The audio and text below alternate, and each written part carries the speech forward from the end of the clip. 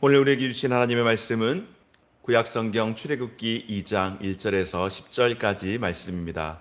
출애굽기 2장 1절에서 10절까지의 말씀 제가 봉독해 드리겠습니다. 다 함께 자리에서 일어나서 하나님 말씀 함께 받으시고 마지막 10절 말씀 함께 읽도록 하겠습니다. 레위 가족 중 한 사람이 가서 레위 여자에게 장가들어 그 여자가 임신하여 아들을 낳으니 그가 잘생긴 것을 보고 석 달 동안 그를 숨겼으나 더 숨길 수 없게 되매 그를 위하여 갈대 상자를 가져다가 역청과 나무진을 칠하고 아기를 거기 담아 나일강과 갈대 사이에 두고 그의 누이가 어떻게 되는지를 알려고 멀리 섰더니 바로의 딸이 목욕하러 나일강으로 내려오고 시녀들은 나일강가를 거닐 때에 그가 갈대 사이의 상자를 보고 시녀를 보내어 가져다가 열고 그 아기를 보니 아기가 우는지라 그가 그를 불쌍히 여겨 이르되 이는 히브리 사람의 아기로다. 그의 누이가 바로의 딸에게 이르되 내가 가서 당신을 위하여 히브리 여인 중에서 유모를 불러다가 이 아기에게 젖을 먹이게 하리이까. 바로의 딸이 그에게 이르되 가라 하매 그 소녀가 가서 그 아기의 어머니를 불러오니 바로의 딸이 그에게 이르되 이 아기를 데려다가 나를 위하여 젖을 먹이라. 내가 그 삭슬 주리라. 여인이 아기를 데려다가 젖을 먹이니 함께 읽겠습니다. 그 아기가 자라매 바로의 딸에게로 데려가니 그가 그의 아들이 되니라. 그가 그의 이름을 모세라 하여 이르되 내가 그를 물에서 건져내었음이라 하였더라. 아멘. 여기까지 보겠습니다. 함께 자리에 앉겠습니다. 네. 서로들 함께 인사 나누겠습니다. 할렐루야. 성령 충만하십시오. 행복하십시오. 네, 가정에 계시는 우리 성도님들께서도 또 하나님께서 주시는 은혜와 평강 가운데에 성령으로 충만하시고 하나님 주시는 은혜와 또 축복 가운데에 행복할 수 있기를 주의 이름으로 축원합니다. 오늘 이 시간에는 지난 3월 7일이죠. 3월 7일 새벽에 보았던 말씀을 여는 아침에 이 말씀을 보는 중에 한 번 더 이 말씀을 같이 우리 성도들과 좀 나눌 수 있으면 좋겠다라는 생각이 들어서 그날 이후로부터 계속해서 고민을 하고 그러니까 수요일 설교를 제가 이제 화요일 날 이렇게 준비하고 나서부터 그날부터 일주일 동안 돌아오는 주일에 이 말씀을 좀 전해야겠구나라는 생각을 했던 본문의 말씀이기도 합니다. 오늘 말씀의 제목은 하나님의 섭리 물에서 건져내다라고 하는 제목으로 말씀 증거하도록 하겠습니다. 여러분, 우리의 인생이 우리가 연약하다라고 이야기하고 우리가 유한하다라고 이야기하는 우리의 인생이 무한하다라고 하시고 영원하신 그 하나님의 하시는 일을 과연 우리가 짐작할 수 있고 과연 우리가 상상을 할 수 있겠습니까? 아마도 그 질문에 대해서 제가 드리는 이 질문에 대해서 어느 누구도 하나님의 하나님 되심을 하나님의 그 전능하심을 우리가 알게 된다면 하나님의 그 무한하심을 우리가 인정하고 고백하게 된다면은 누구도 그렇게 할 수 없다라고 그렇게 고백하는 것이 어쩌면 우리에게 있어서 지극히 당연한 고백일지도 모르겠습니다. 하나님께서 아브라함이라고 하는 한 사람을 택하셔서 4대를 거치는 동안 야곱에 이르러 그의 가족을 70여 명으로 늘려주셨습니다. 4대에 이르러서 70여 명이라고 하는 이 수가 굉장히 적지 않은 수입니다. 많은 수입니다. 저희도 집에서 보니까 저희 부친과 그다음에 저희 세대, 그다음에 제 조카와 그다음에 이제 그 조카의 아이들까지 4대가 있는데 70명에 이르진 않아요. 숫자를 세어 보니까 그렇게 많이 되지는 않습니다. 여하튼 이 70명이라고 하는 숫자가 결코 적은 숫자는 아니지만은 하나님께서 야곱이 이르기까지 4대에 걸쳐서 70명이라고 하는 숫자로 가족을 만드셨습니다. 그리고 야곱의 아들이었던 요셉, 이 요셉을 애굽 땅으로 노예로 팔려가게 하시고 그 노예로 팔려간 요셉이 애굽의 총리가 되어서 가나안을 비롯한 애굽을 비롯한 가나안 그 전역에 기근이 들었을 때에 야곱의 가족 70명이 애굽으로 이주를 한 이후에 약 400여 년 기간에 430년이라는 그 세월 동안에 무려 200만이라고 하는 한 국가를 만들 수 있을 만한 그런 인구로 그런 사람으로 엄청나게 숫자를 불어나게 할 것을 여러분 감히 우리가 상상이나 할 수 있었겠습니까? 아니 본인들 역시 그렇게 감히 상상이나 할 수 있었겠습니까? 그러나 하나님은 약속하신 일을 반드시 이루시는 하나님이셨습니다. 민수기 23장 19절 말씀 가운데 이렇게 말씀합니다. 하나님은 사람이 아니시니 거짓말을 하지 않으시고 인생이 아니시니 후회가 없으시도다. 어찌 그 말씀하신 바를 행하지 않으시며 하신 말씀을 실행하지 않으시랴. 아멘. 여러분, 하나님께서 아브라함에게 약속을 하셨었죠. 무엇이라고 약속을 했습니까? 하나님께서 아브라함을 택하여서 아브라함을 부르시고 자식도 없는 아브라함, 그래서 그의 노종에게 이제 자신의 후계자를 삼아야 할 그런 형편 가운데 있는 아브라함을 하나님께서 부르셔서 하셨던 말씀이 무엇인가? 내가 너로 큰 민족을 이루게 하겠다라고 말씀을 하십니다. 그러면서 그의 이름을 바꾸시죠. 아직 자식도 없는 아브라함에게 너의 이름을 이제는 아브람이라고 하지 말고 아브라함이라고 그렇게 이름을 바꾸도록 말씀을 하시고 하나님이 직접 이름을 계명해 주셨습니다. 내 자손을 하늘의 별과 같이 또한 바다의 모래와 같이 이렇게 하겠다라고 말씀을 하십니다. 이 약속의 말씀을 아직 아브라함이 자식이 없을 때 하나님이 하셨던 약속이셨습니다. 그리고 그 약속의 말씀을 하나님께서 차츰차츰 이루어 가시면서 어느덧 200만이라고 하는 그와 같은 한 민족 국가로 만들어 주심을 보게 됩니다. 따라서 우리는 하나님께서 하시는 일을 우리의 삶 가운데에 우리의 인생의 전체적인 역사를 놓고 펼쳐볼 때에 도무지 우리의 인생 가운데서 하나님의 그 하시는 일을 우리는 감히 짐작을 할 수가 없다라고 하는 것, 이것이 솔직히 우리가 고백할 수 있는, 아니 우리가 고백할 수밖에 없는 우리 인생의 한계가 아닐까 싶습니다. 그러기에 신앙생활하는, 믿음 생활하는 저와 여러분들, 우리의 삶이 하나님 앞에서 신앙인으로 더욱더 겸손하게 또한 살아가야 할 줄 믿습니다. 아멘이시죠?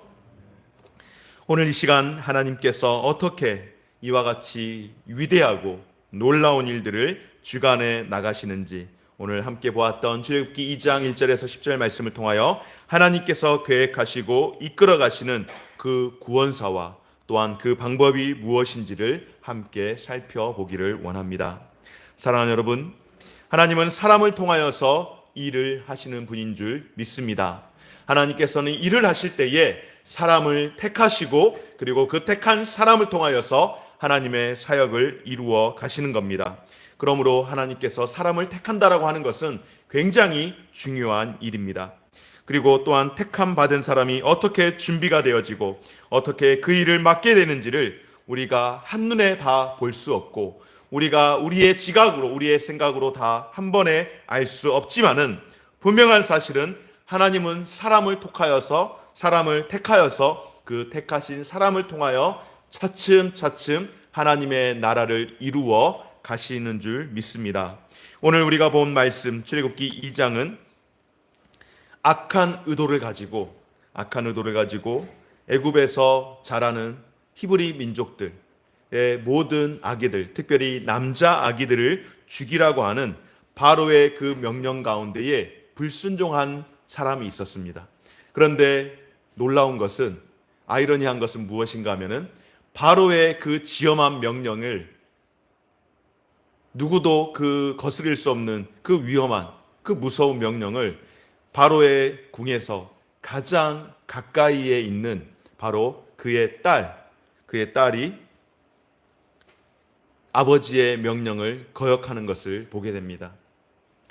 요셉을 알던, 그리고 요셉과 그의 가족들에게 또한 이주민들에게 굉장히 정책을 아주 잘 폈던 이 셈족 계통의 바로가 이제 죽고 난 다음에 새로운 왕이 등극을 하였습니다. 애굽의 18왕조라고 하는 이 모모투스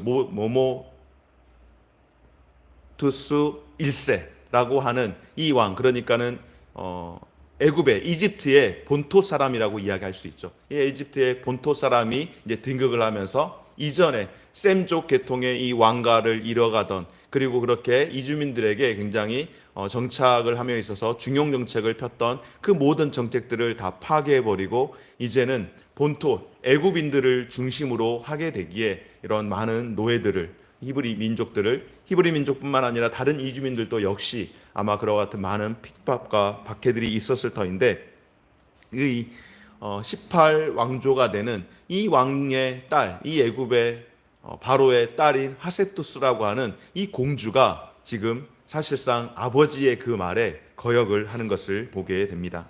여러분, 누가 왕의 이 어명이라고 우리가 이야기하는 이 명령을 감히 거역을 할 수가 있겠습니까? 신이라고 하는 자가 애굽의 전역에 있는, 그것도 노예들에게 내리는 명령입니다. 죽으라고 하면은 죽는 신용을 하는 정도가 아니라 그냥 죽어야 하는 겁니다. 노예인데 사실상 죄수나 별로 다름이 없는 그런 신분의 삶을 살아가고 있는 이 인생들에게 바로가 죽으라고 하면 그냥 죽어도 아무 문제가 없는 그런 사람들이, 바로가 명령하는 그 명령에 누가 불복종하고 누가 악의를 살릴 수가 있겠습니까? 그러나 하나님께서 이러한 지엄한 왕의 명령, 무서운 명령 가운데에 하나님이 이 가운데에 섭리하시고 역사하시고 개입하는 것을 보게 하십니다. 출애굽기 1장 15절에서 17절에 보면은 애굽 왕이 히브리 민족들이 번성하는 것을 염려하여서 산파에게 이릅니다. 사내 아이가 태어나거든 다 죽이라고 그렇게 왕의 명령을 했던 바가 있습니다. 그러나 산파들은 눈에 보이는 왕의 그 명령보다는 눈에 보이지 않지만 그들이 섬기던 여호와 하나님을 경외하는 마음으로 말도 안 되는 핑계를 왕에게 댑니다. 여러분, 무엇이라고 핑계를 대는 줄 아십니까? 히브리 여인은 애굽의 여인과 달라서 우리가 당도하기도 전에 그들이 아이를 낳아버립니다. 여러분, 이게 핑계가 되는 겁니까? 히브리 여인이나 애굽 여인이나 같은 형편과 환경 가운데서 삶을 살아왔습니다. 수백 년 삶을 살아왔기에 이미 좀 더 못 먹어서 어쩌면 히브리 여인이 더 몸이 약할 수는 있겠지만은 애굽 여인보다 히브리 여인이 더 강하다라고 하는 특별한 근거는 없습니다. 그럼에도 불구하고 이 산파들이 하는 이야기는 애굽 여인보다 히브리 여인은 더 건강하여서 아이를 우리가 당도하기 전에 낳아버리니 우리가 왕께서 명령하신 대로 아이를 받아서 죽일 수 있는 시간적 여유가 없습니다라고 그렇게 말도 안 되는 핑계로 위기를 모면해 갑니다. 그러나 애굽 왕은 여기에서 그치지 않죠. 2차로 다시 한번 명령을 합니다. 출애굽기 1장 22절 말씀 가운데 이렇게 말씀합니다. 그러므로 바로가 그의 모든 백성에게 명령하여 이르되 아들이 태어나거든 너희는 그를 나일강에 던지고 딸이거든 살려두라 하였더라. 아멘. 1차 때보다 더 강하게, 그리고 모든 백성에게 명령을 한 겁니다. 처음에는 비밀리에 산파들을 불러서 그 산파들에게 아들이 태어나면 죽이고 딸이 태어나면 살려두라 그렇게 이야기했는데, 이 산파들을 통하여서 본인이 계획한 일들이 되질 않으니 이제는 여러분 어떻게 합니까? 더 구체적으로, 그리고 더 악하게, 그리고 더 실제적으로 드러내놓고 이제 백성들에게 아들은 죽이고 딸은 살려두도록 하는 겁니다. 여러분, 사탄은 어떤 존재라고 했습니까? 한 번으로 족하지 않습니다. 사탄은 한 번 시험하고 또 한 번 시험하고 찌르고 또 찌르고 계속해서 시험을 하는 겁니다. 또한 한 번 시험하고 이게 안 되면 멈추지 않습니다. 이제 두려움을 더 내기 위해서, 두려움을 더 나타내도록 하기 위해서, 느끼도록 하기 위해서 그 악함과 잔인성을 점점점 더 드러내는 것이 바로 사탄입니다. 애굽 왕이 포기를 하지 않습니다. 더 강력한 방법을 동원해서 하나님의 그 구원 사역을 점점점 방해하는 겁니다. 그렇습니다, 여러분. 우리가 믿음으로 살려고 할 때에 세상은 우리를 가만두지 않습니다. 우리가 믿음으로 살려고 할 때에 사단은 우리를 가만두지 않습니다. 날마다 더해 갈수록, 시간이 더해 갈수록, 아니 하나님의 자녀들이 하나님의 자녀다움을 유지하면서 더 잘 살려고 할 때에, 그럴 때일수록 더더욱 시험은 멈추지 않는 것입니다. 그러나 여러분, 분명한 사실은 무엇인가? 시험이 시작될 때에 이것이 시험이라는 것을 내가 깨달을 수 있게 된다면, 내가 그것을 알게 된다면, 소위 말하면 적을 알고 나를 알면 우리가 이길 수 있다라고 이야기하는 것처럼 이것이 시험이라는 것을 내가 깨닫게 된다면 그것이 은혜이고 하나님께서 그 가운데에 우리에게 이길 수 있는 힘과 능력을 주실 줄 믿습니다. 오늘 우리에게 이와 같은 은혜, 이와 같은 하나님이 주시는 복과 평강의 축복이 우리 모든 성도님들에게 함께 하시기를 주의 이름으로 축원합니다. 오늘 말씀 한번 다시 읽어보도록 하겠습니다. 출애굽기 2장 1절에서 4절 말씀 한번 같이 읽어보시겠는데요. 시작. 레위 가족 중 한 사람이 가서 레위 여자에게 장가들어 그 여자가 임신하여 아들을 낳으니 그가 잘생긴 것을 보고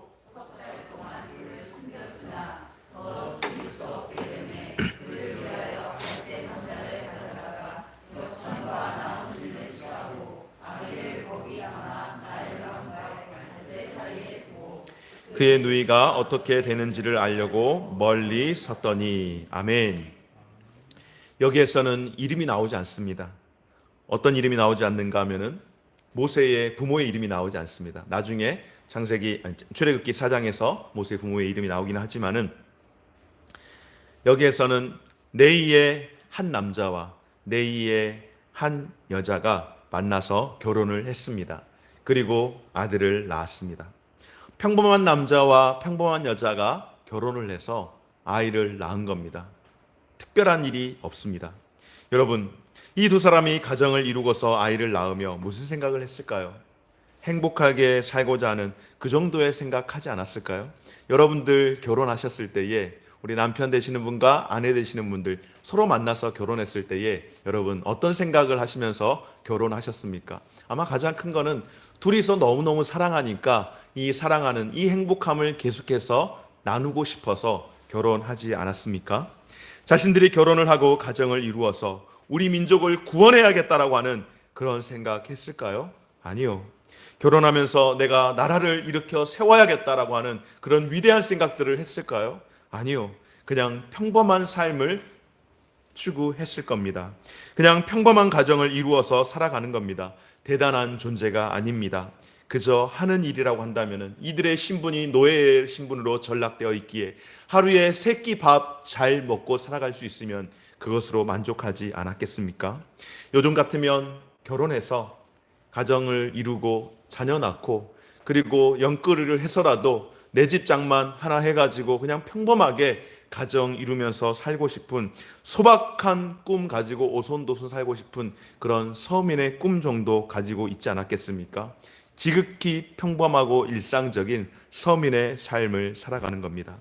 그런데 하나님께서는 여러분 이렇게 지극히 평범하게 살아가는 일상사를 통하여서 하나님의 위대하시고 원대한 하나님의 계획을 이루어 가시는 줄 믿습니다. 오늘 모세가 태어났을 때에 이미 바로는 산의 모든 아이들을 다 나일강에 버리도록 죽이도록 명령했습니다. 여러분, 모세만 이렇게 버려졌을까요? 모세만 이렇게 버려져야 했을까요? 아니요. 이미 바로의 명령은 떨어졌기에 이미 그 전에 많은 산의 아이들이 버려진 그런 실정입니다. 그리고 이스라엘 민족들이 히브리 민족들이 모여서 살던 집성촌으로 이렇게 구성해서 살던 그 고센 땅에는 아마 매일같이 부모들이 자식을 보내고 통곡하며 우는 울음소리가 그치지 않았을 겁니다.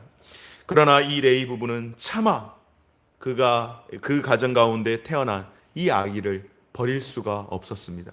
이름도 아직 지어주지 못한 이 아기를 버릴 수 없었던 이유는 딱 한 가지입니다. 아이가 너무너무 잘생겨서, 아이가 너무너무 잘생기고 너무너무 예뻐서 차마 이 아기를 버릴 수 없었습니다. 여러분, 고슴도치도 자기 자식을 뭐라고 한다고요? 가장 예쁘다라고 한다고 하죠. 고슴도치도 자기 자식을 가장 예쁘고 사랑하는데 세상 어느 부모가 자기가 낳은 자식이 예쁘지 않겠습니까? 세상 어느 부모가 자기가 낳은 그 자녀가 사랑스럽지 않겠습니까? 그런데 여기에서 말하는 이 잘생겼다라고 하는 말은 조금은 다른 의미입니다. 여기에서 잘생겼다라고 하는 이 말은 히브리 말로 토브라고 그렇게 이야기를 합니다. 한 번쯤 여러분 들어보지 않았을까 싶습니다. 이 토브라고 하는 뜻은 선하다, 보기에 좋았다라고 하는 그런 뜻을 가지고 있습니다. 여러분, 보기에 좋았다, 선하다라고 하면은 생각나는 구절 말씀이 혹시 있으신가요? 바로 하나님께서 천지를 창조하셨을 때에 세상의 모든 만물을 창조하시고 그리고 사람을 지으신 다음에 하나님이 보기에 좋았다라고 하셨던 그 보기에 좋았다라고 하는 것, 그것이 바로 토부라고 하는 말인데, 여기에서 모세의 부모가 모세를 보고 그렇게 보기에 좋았다라고 잘생겼다라고 할 때의 그 토부와 하나님께서 하셨던 그 말씀의 토부가 같이 사용되는 말씀입니다. 무슨 이야기인가 하면, 오늘 모세의 부모는, 이 아기의 부모는 하나님께서 보기에 좋았다라고 말씀을 하시는 것처럼 단순히 보기에 외모가, 아이의 이목구비가 뚜렷하고 너무너무 잘생겨서 좋았다라고 하는 그런 뜻이 아니라, 하나님의 성품으로, 하나님의 눈으로 이 아이를 바라볼 때에 하나님의 성품이, 하나님의 형상이 이 아이에게 보여짐으로 말미암아서 이 아이가 그렇게 보기에 좋았다라고, 그런 좋은 마음 때문에 도무지 이 아이를 버릴 수가 없었다라고 하는 것이 모세의 부모가 가졌던 심정이었습니다. 사랑하는 여러분, 오늘 저와 여러분들에게 하나님께서 우리에게 이와 같은 고귀한 성품을 다시 한번 회복하여 주시고 우리에게 이와 같은 성품을 가질 수 있도록 은혜 주시기를 주의 이름으로 축원합니다. 보기에 좋았더라, 하나님의 마음으로 선하게 볼 수 있는 우리의 눈과 마음과 길을 열어주시기를 간절히 소망합니다. 세상의 죄로 인하여서 죄와 어두움과 더러움과 악한 것들로 가득 차서 우리의 눈을 더럽히고 가려버리고 우리의 길을 막아버리고 우리의 마음과 심령과 우리의 입술까지 다 그렇게 주장함으로 말미암아서 하나님이 만들어 놓으신 그 선한 것들을, 하나님의 형상으로 만들어진 것들을 우리가 보지 못하는 그 안타까움들을 하나님 앞에 내려놓고 기도하며, 하나님 이 은혜를, 이 회복의 은혜를 우리에게 허락하여 주옵소서라고 그렇게 간절히 기도하며, 또한 그와 같은 삶으로 세상을 바라볼 수 있고 살아갈 수 있는 저와 우리 모든 성도님들 되어주시기를 주의 이름으로 축원합니다. 어쨌든 이와 같이 아이를 숨길 수 없는 만큼 이제 시간이 지났습니다. 석 달이라고 하는 시간이 지나면서 이제 더 이상 숨길 수가 없는 겁니다. 아이가 점점점 커지면서 아이의 울음소리도 커지고, 그리고 앞서 말씀을 드렸던 것처럼 모세만 버려진 게 아니잖아요.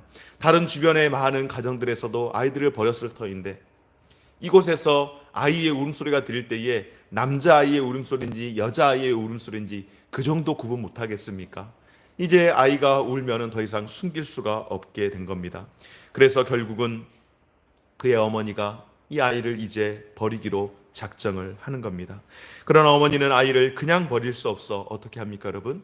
갈대 상자를 만들어서 아이를 그곳에 띄워 보냈습니다. 여러분, 새벽에도 제가 말씀을 여는 아침을 통하여서도 부연을 하면 설명을 드렸지만은, 이 갈대 상자라고 번역된 이 히브리어는 바로 테바라고 하는데, 여기에서 사용된 이 테바가 여러분 어디에서 사용된 것과 같은 의미라고요? 바로 하나님이 디자인하여서 지으신 노아의 방주, 그 방주와 같은 의미를 가지고 있습니다. 노아가 만들었던 방주, 여러분 그 방주가 무엇입니까? 바로 영적으로 하나님께서 보호하시는 하나님의 그 구원의 손길 아니겠습니까?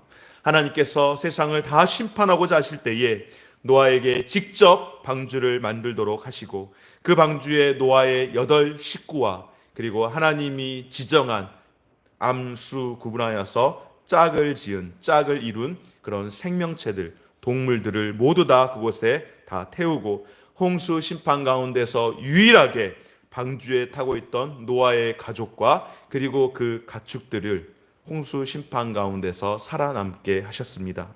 바로 이들이 타고 구원받게 된 그 방주, 이 방주가 바로 예수 그리스도를 예표하는 것 아니겠습니까?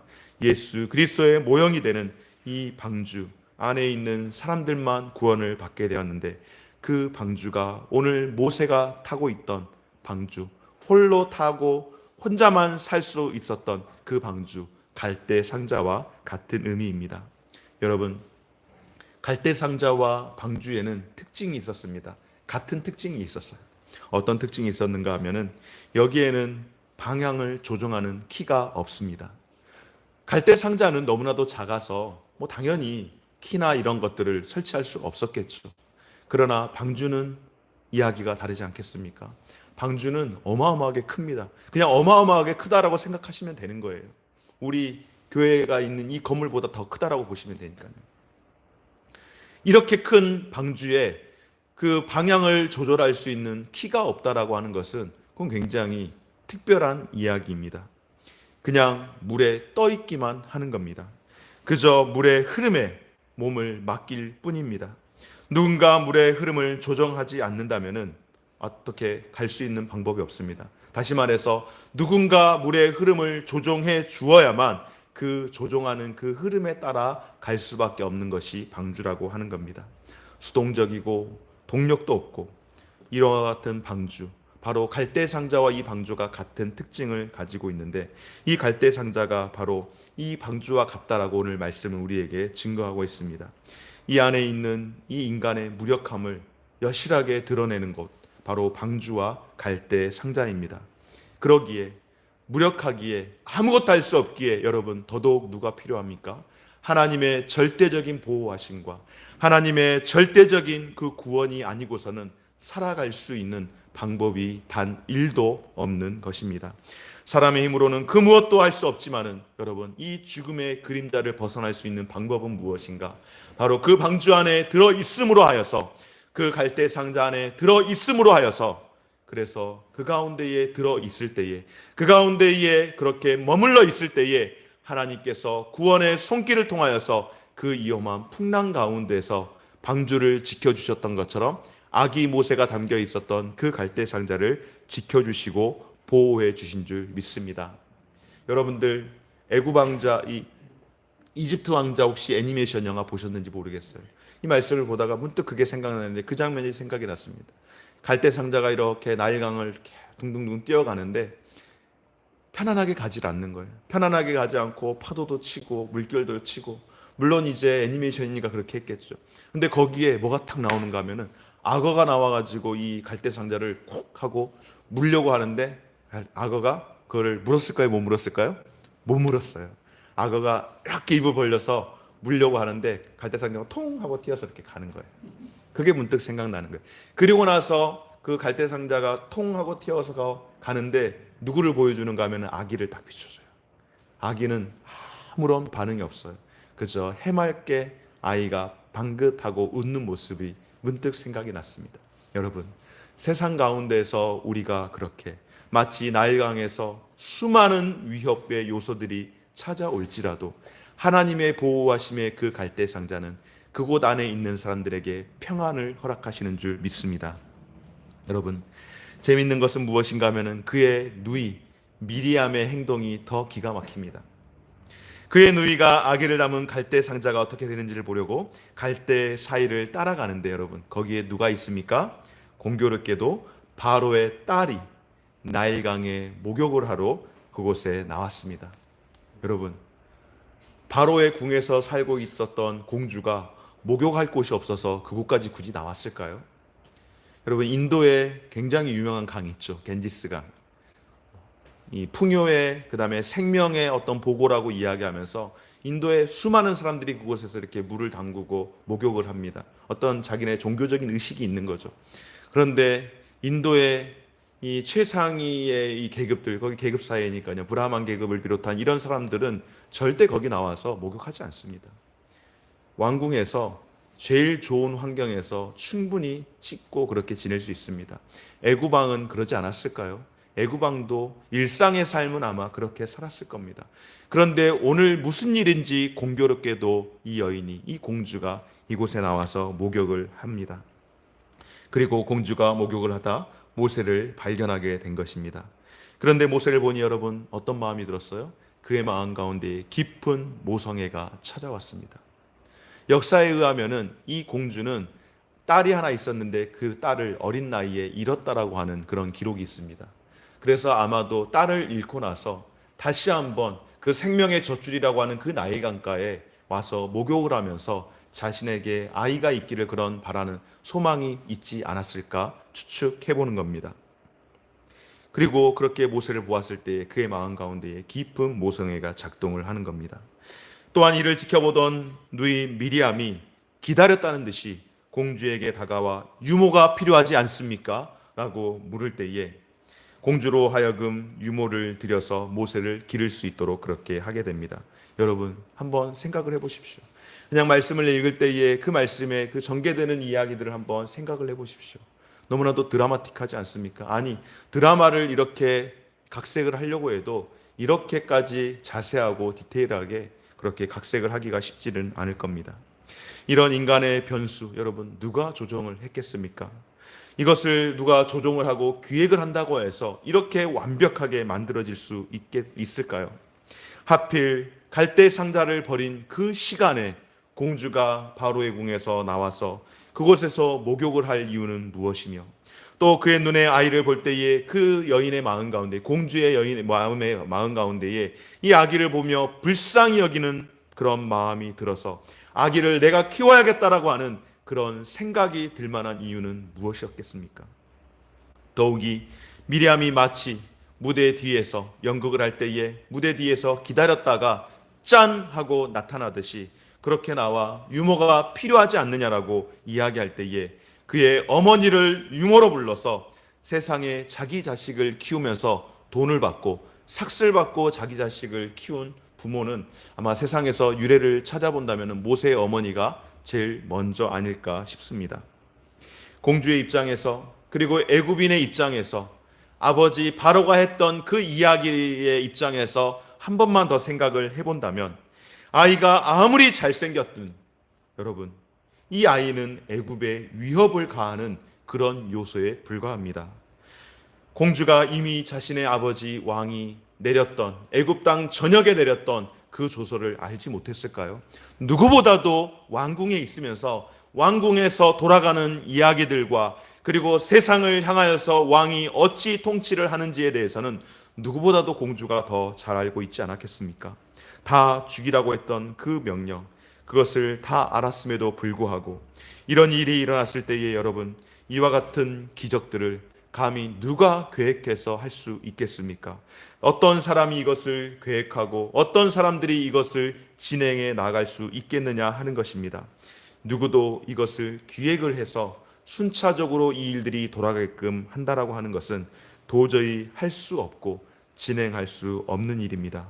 그러므로 여러분, 이 모든 일이, 이 모든 사역과 이 모든 계획과 이 모든 섭리가 바로 하나님의 주권과 하나님의 섭리가 아니고서는 그 무엇으로 설명할 수 있겠느냐 하는 것입니다. 여러분, 설명이 안 되는 것, 사람이 도무지 이해할 수 없는 이 모든 것들을 하나님께서 하신 일인 줄 믿습니다. 그리고 마지막 10절 말씀 가운데에 그 아기가 자라매 바로의 딸에게로 데려가니 그가 그의 아들이 되니라. 그가 그의 이름을 모세라 하여 이르되 내가 그를 물에서 건져내었음이라 하였더라. 아멘.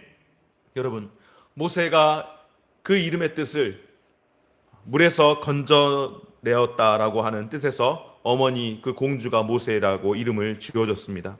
모세가 물에서 건짐을 받았는데 공주를 통하여서 훗날 여러분 모세가 어떤 일을 합니까? 훗날 모세가 이스라엘의 그 모든 백성을 죄악 가운데서 건져내는, 죽음 가운데서 건져내고 그리고 홍해 바다 물 가운데서 건져내는 겁니다. 그렇습니다, 여러분. 건짐을 받은 사람이 또 다른 사람을 건져내는 이런 기적과 같은 일들을 감당하게 되는 줄 믿습니다. 사랑하는 여러분, 저와 여러분들은 하나님 앞에 그렇게 구원받은 백성들인 줄 믿습니다. 저와 여러분들은 하나님 앞에서 그렇게 건짐받은 인생들인 줄 믿습니다. 우리가 구원받은 인생으로 살아갈 때에 그렇다면 우리의 역할은 무엇인가? 바로 하나님께서 저와 여러분들을 그렇게 건져주셨고 우리가 건짐받은 인생으로 삶을 살아간다라고 이야기할 때에 또한 우리로 하여금 이와 같은 건짐을 행하도록 우리의 삶을 하나님께서 누군가를 건져내는 그런 소임을 감당하며 살아가도록 저와 여러분들을 부르신 줄 믿습니다. 사랑하는 여러분, 우리가 구원받았다, 우리가 하나님의 자녀가 되었다, 우리가 하나님 앞에 건짐받았다라고 이야기할 때에 우리의 소명은 무엇인가? 우리의 소임은 무엇인가? 하나님께서 우리를 건져내는 자로 저와 여러분들을 부르셨음을 오늘 이 시간 다시 한번 기억할 수 있는 저와 여러분의 삶이 되어지시기를 주의 이름으로 축원합니다. 상처받은 사람이, 그리고 상처받아서 치유받은 사람이 상처받은 사람의 그 상처를 가장 잘 알 수 있고 그리고 그 상처를 가장 잘 치유할 수 있다라고 이야기를 합니다. 저와 여러분의 삶 가운데에 우리에게는 각자만의 상처가 있습니다. 그러나 그 상처 주님께서 만져주시면, 주님 만나면 그 모든 상처들을 씻은 듯이 우리 주님께서 치유해 주실 것을 우리가 함께 믿음으로 고백할 수 있는 저와 여러분이 되어지기를 주의 이름으로 축원합니다. 하나님께서 상처를 치유하셔서 또한 동일한 상처로 고통받고 있는 많은 이들을 우리를 통하여서 인도하시고 또한 그들에게 그 상처를 치유할 수 있도록 우리를 부르셨음을 우리가 함께 믿읍시다. 나 하나 치유받은 것으로 만족하는 삶이 아니라 이후의 인생이란 상처를 치유하고 누군가를 돕는 자로 하나님께서 우리를 부르셨음을 기억하고 우리가 그와 같이 돕는 자로 살아갈 수 있기를 주의 이름으로 축원합니다. 사랑하는 여러분, 말씀을 정리하겠습니다. 우리가 이 땅 가운데서 편치 않는 세상을 살아가지만은 그러나 하나님께 붙들린 사람, 하나님의 손에 붙들린 사람은 샬롬의 평안을 누리며 살아갈 줄 믿습니다. 하나님께서 우리를 향하여서 일하실 그 손길을 믿으며 고난 가운데서 합력하여 선을 이루시는 그 하나님을 믿고 의지하며 하나님의 손길 가운데에 저와 여러분의 우리의 삶을 맡겨드릴 수 있는 우리 모든 인생이 되어주시기를 주의 이름으로 축원합니다. 비록 우리가 이 땅을 살아가면서 우리의 발은 이 땅을 디딛고 살아가지만은 그러나 우리가 소망하는 우리의 소망과 우리의 관점은 늘 하나님을 향하여서 하늘을 향하여서 볼 수 있는 저와 여러분들의 삶, 온 우주를 주관하시는 그 하나님 앞에 우리의 삶을 맡김으로 말미암아서 하나님의 그 섭리 가운데서 오늘 모세를 물에서 건져내어 주신 것처럼 하나님의 손에 맡길 때에 하나님께서 우리의 삶을 또한 그렇게 인도해 가실 것을 믿고 그 믿음으로 살아갈 수 있는 저와 여러분의 삶이 되어지시기를 주의 이름으로 축원합니다. 우리 시간 말씀을 기억하시면서 요게벳이 그 아이를 떠나보냈던 그 요게벳의 노래 우리 잠깐 같이 듣고 묵상하면서 우리 또 기도하고 또 찬양하도록 하겠습니다.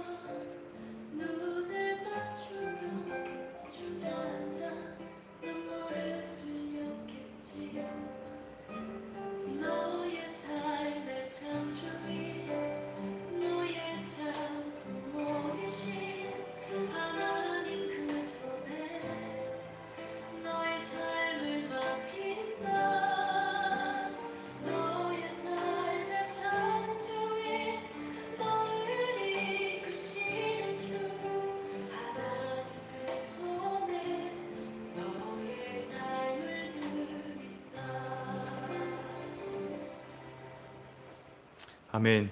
우리 이 시간에 함께 말씀 기억하시면서 기도 제목 같이 기도로 읽고 우리 찬송하도록 하겠습니다. 기도 제목 함께 보겠습니다. 하나, 우리는 하나님을 다 알지 못하고 이해하지 못하는 무력한 인생이지만 하나님의 보호하심과 구원 계획의 역사는 주님 손에 맡기고 의지할 때 이루어짐을 믿고 살게 하옵소서. 아멘. 둘, 상처받은 치유자가 상처받은 사람을 가장 잘 치유할 수 있는 것처럼 나 하나 회복됨으로 만족하는 삶이 아닌 상처를 치유하고 돕는 삶이 되게 하시되 하나님의 손길에 맡기며 사는 삶이 되게 하옵소서. 아멘. 셋, 증가되는 코로나 확진자로 인하여 염려하고 두려움에 잡혀 예배하지 못함이 아니라 하늘의 소망을 두고 살아가는 성도들 되게 하옵소서. 아멘. 우리 이 시간에